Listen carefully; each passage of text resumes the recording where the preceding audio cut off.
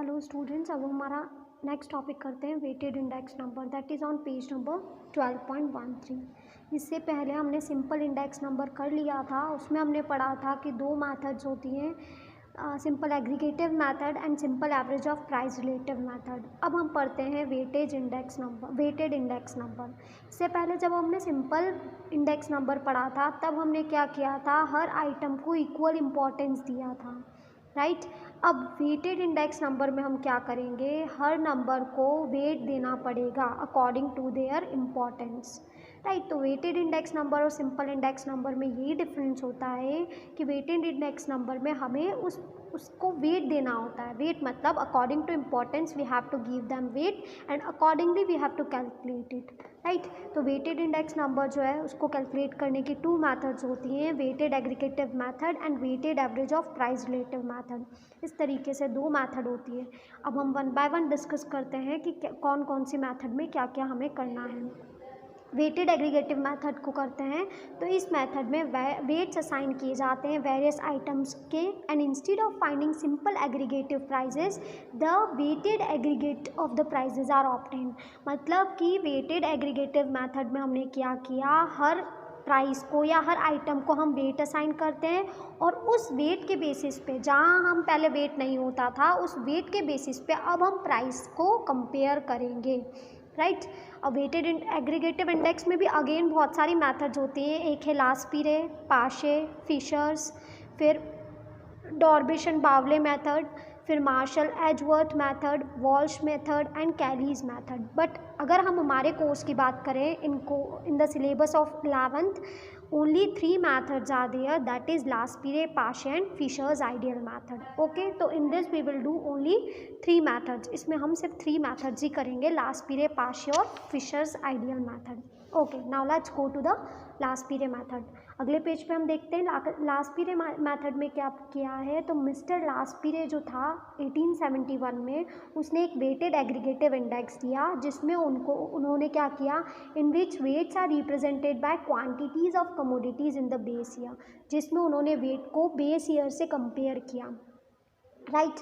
तो अब क्या करेंगे हम, इसके लिए फॉर्मूला क्या दिया उन्होंने, लास्पिरे ने P01 is equals to sigma P1 Q0। आपको पता है P1 मतलब करंट प्राइस, Q0 मतलब देखो सबसे पहले तो दो चीज़ें दिए, P मतलब प्राइस, Q मतलब क्वांटिटी। ना 1 और 0, तो 1 मतलब करंट ईयर का, 0 मतलब बेस ईयर का, मतलब पुराने वाले ईयर का, जिसको हमको एज अ बेस लेकर सॉल्व करना है, राइट। तो यहाँ पर क्या दिया है, देखो सिग्मा मतलब टोटल, P1 है ना, P1 मतलब price of current year, Q0 मतलब quantity of base year divided by P0 Q0। P0 मतलब price of base year and Q0 means quantity of base year into 100, right. तो हमको इस तरीके से लास्पिरे मेथड लगाना है।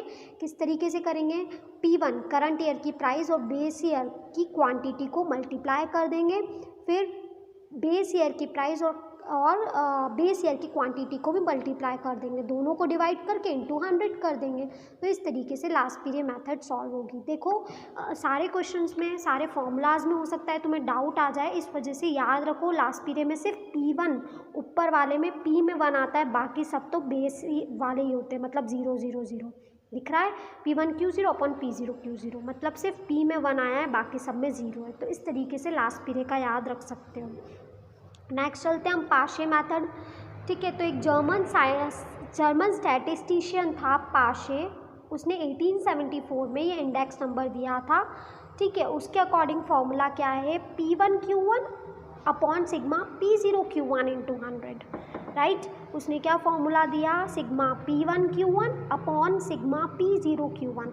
उसने क्या किया, देखो बाकी सारे करंट ईयर के लिए सिर्फ नीचे वाला जो P लिया है वो बेस ईयर का लिया है। देखो लास्पिरे और पाशे में इतना डिफरेंस है कि उसने क्या किया, सारा बेस ईयर लिया है, सिर्फ ऊपर वाला जो P था उसको करंट ईयर का लिया है, और इसने क्या किया है, सिर्फ नीचे वाले को बेस ईयर लेकर बाकी सबको करंट ईयर लिया है। तो इसका फॉर्मूला होगा sigma P1 Q1 upon sigma P0 Q1 into 100। तो इस तरीके से आपको कैलकुलेट करना रहेगा। नाउ जब हम क्वेश्चंस करेंगे तो तुम्हें और ज़्यादा क्लियर हो जाएगा कि इस फॉर्मूला को किस तरीके से अप्लाई किया जाएगा। नेक्स्ट देखते हैं हम फिशर्स मेथड। तो प्रोफेसर एरविंग फिशर जो था उसने ये फिशर मेथड दी है, ठीक है। उसने फिशर आइडियल इंडेक्स का फॉलोइंग फॉर्मूला बताया है। इसमें उसने क्या किया है पता है, लास्ट पीरियड और पाशे, यहाँ ये जो फॉर्मूला है वो लास्ट पीरियड का है, ये जो फॉर्मूला है वो पाशे का है, दोनों को मल्टीप्लाई करके उसका स्क्वायर रूट निकाला है और मल्टीप्लाई बाय 100 किया है, राइट। दिखने में बहुत टफ लग रहा है ये कि ये फिशर मतलब मेथड जो है वो सबसे टफ है शायद, लास्ट पीरियड और पाशे तो इजी लग रहा है, ऐसा कुछ नहीं है। यहाँ लास्ट पीरियड वाला फॉर्मूला है, यहाँ पाशे वाला फॉर्मूला है, दोनों को मल्टीप्लाई करके स्क्वायर रूट में इंटू 100 किया है, राइट। अगर आपको तीनों मेथड के लिए कहा है तो फिशर के डायरेक्ट लास्ट पीरियड का जो आंसर आया है वो लिख सकते हो, इंटू पाशे का आंसर करके square root multiply by 100, right. अब हम एग्जाम्पल नंबर 6 करते हैं तो you will be able to understand, और अच्छे से तुम्हें समझ में आ जाएगा। फॉलोइंग डाटा में हम देखते हैं प्राइस इंडेक्स नंबर दिया है 2016 का with 2011 as the base year, ठीक है। इस पर हमको लास्ट पीरियड, पाशे और फिशर मेथड से हमको इंडेक्स नंबर निकालना है। कमोडिटी गिवन है ABCD, देखो P0 दिया है, Q0 दिया है, P1 दिया है, Q1 दिया है, राइट। तो अब हम हमारे फॉर्मूले के अकॉर्डिंग हमें जो जो भी चाहिएगा वो कॉलम्स बना लेंगे। देखो हमें फर्स्ट फॉर्मूले के हिसाब से P1 Q0 चाहिए, P1 Q0 वाला कॉलम बना लिया।